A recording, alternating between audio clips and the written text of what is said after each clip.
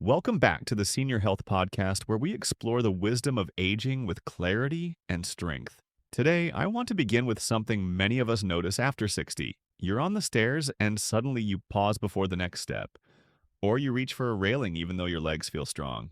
Sometimes your eyes don't keep up when you turn quickly, and you hesitate. For most people, the first thought is, my eyesight is failing, or my legs are getting weaker. But what if the real issue is the connection between them? And how the brain processes that connection? That's what we'll uncover today. And I promise you, it may change how you think about vision, balance, and aging. To guide us, I'm joined once again by a man I deeply respect, Dr. Shigeaki Hinohara, a physician from Japan who has devoted his life to helping older adults stay steady and independent. Doctor, welcome back. Thank you, John. It is always a gift to share this space. In Japan we say, the eyes guide the body, but the body protects the eyes. After 60, when vision grows uncertain and steps feel heavy, it is often not because the eyes or legs are failing, but because the harmony between them has softened. I see this as a message, not a sentence. The body is asking to be reminded how its parts once worked together, and the reminder does not need to be grand. A few simple practices, done daily, can awaken the system. They are like striking a bell.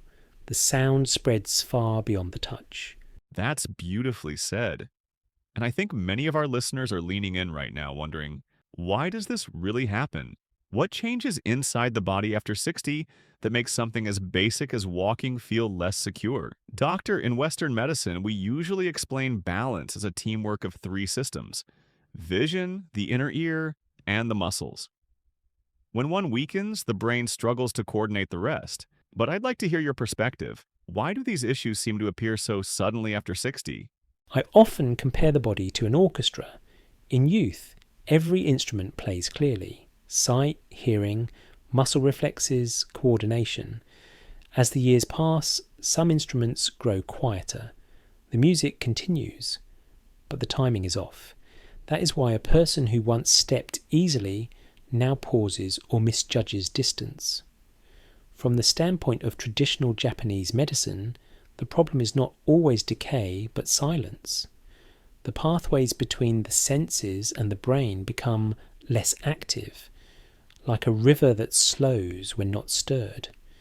The eyes may still see and the legs may still move, but the signal that ties them together has lost its sharpness.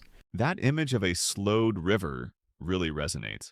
In neurology, we describe this as delayed processing speed. The eyes take in an image, but the brain interprets it a fraction slower than before. Muscles then respond late, and that small delay can cause hesitation or even a stumble. Yes, John, and this is where hope lies. If the system is not destroyed, only slowed, it can be awakened again. The body remembers. With consistent practice, those neural circuits strengthen, just as muscles strengthen with gentle exercise. That's so important, because many older adults think decline is inevitable, that once vision and balance begin to slip, the only answer is stronger glasses or avoiding movement. But what you're saying is that the body still has the capacity to adapt. Exactly.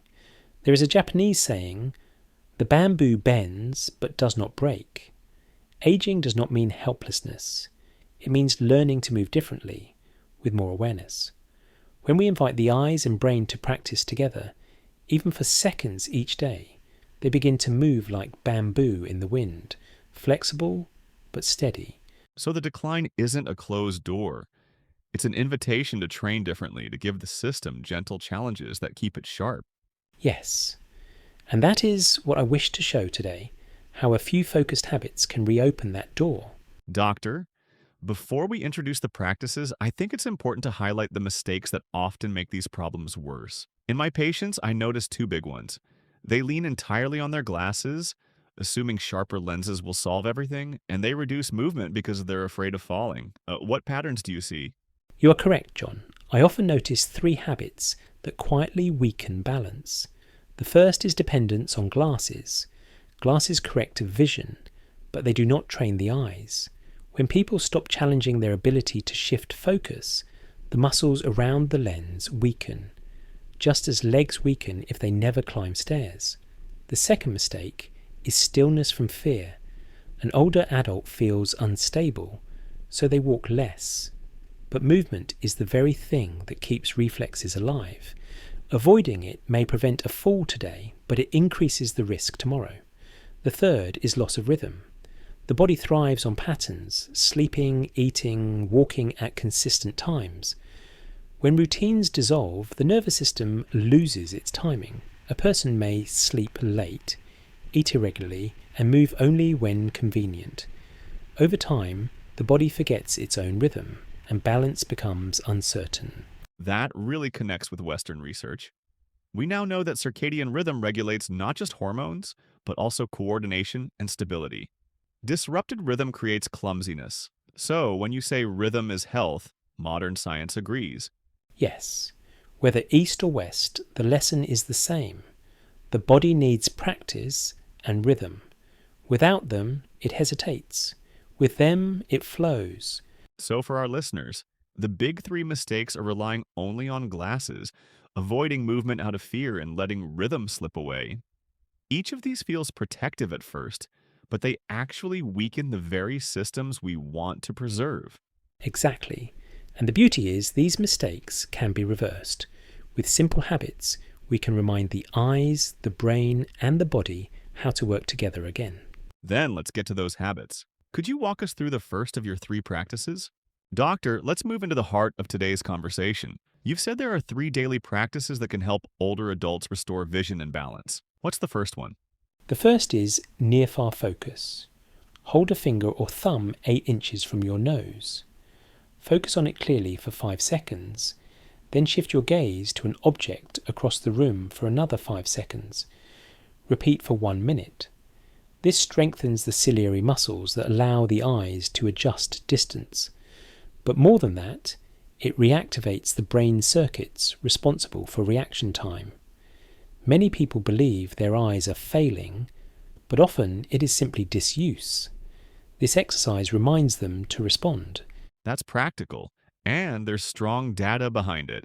A 2020 study in vision research showed seniors improved reading clarity and refocusing speed after just 4 weeks of daily near-far training. Yes, I recall an 81-year-old patient who struggled to read signs while walking. After 3 weeks of this exercise, his steps became smoother and his confidence returned. And the second practice? The second is figure 8 eye tracing. Extend your arm, thumb pointing upward, slowly draw a sideways 8 in the air, keeping your eyes fixed on the thumb. After 30 seconds, reverse direction. This practice strengthens smooth visual tracking. When eyes jerk or freeze, the brain receives incomplete information and steps become uncertain. Training tracking restores fluidity. That aligns with vestibular rehab in Western therapy. A 2021 study in geriatric physical therapy showed older adults who practiced dynamic tracking, reduced sway, and improved stability. Just a few minutes a week made measurable differences. Exactly. One of my patients, a 77-year-old calligrapher, told me her steps felt lighter within 10 days of practicing. Her confidence grew as her vision grew steady. And the third? The third is gaze and grounding. Fix your gaze gently on a point at eye level while feeling your feet on the ground. Shift your weight slightly, breathe naturally, and hold for 1 minute. This resynchronizes the vestibular system with visual and physical input. It is like pressing reset on balance. Many patients describe it as calming both the body and the mind. That's powerful. And again, Western studies confirm grounding reduces dizziness and anxiety in seniors. 3 practices, less than 5 minutes total, yet deeply restorative.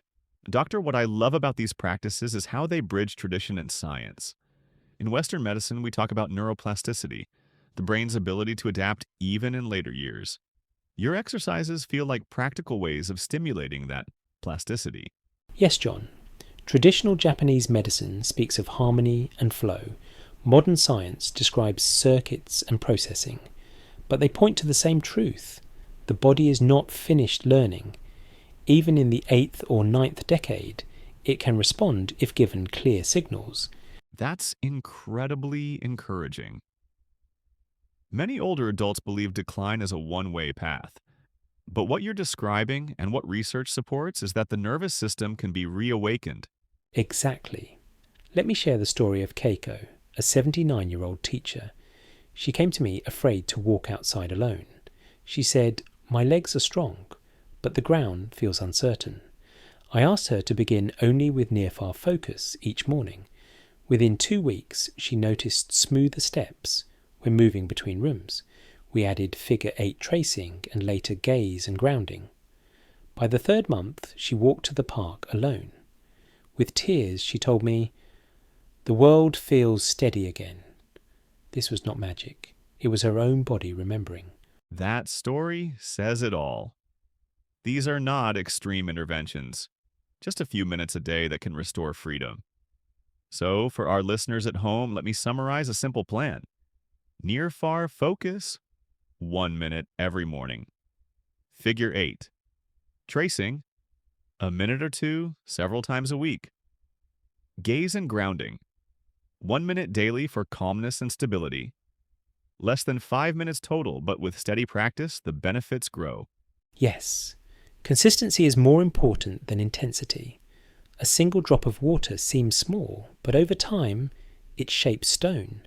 These small acts remind the body of its... Doctor, before we close, is there one final reflection you'd like to leave with our audience? I would say this: slowing is natural, but losing connection is not. Your body is still listening. Your brain is still learning. Balance is not a gift. It is a practice.